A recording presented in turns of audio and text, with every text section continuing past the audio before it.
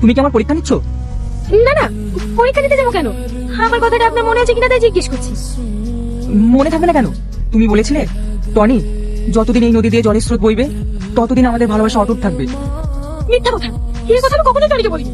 আর আমি নদীর ধারে কখনো বেড়াতে আসি। সত্যি করে বলেন, আপনি কে? সত্যি বলছি, আমি টনি। না, আপনি টনি না। আমার প্রথম থেকে সন্দেহ হয়েছিল। আমি টনি করতে খুব ভালো করেছি।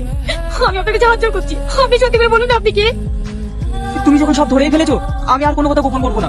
আজ আমি তোমাকে সব সত্যি কথা বলবো। আমি টনি না, আমি টনির বন্ধু। কি? আপনি টনির বন্ধু?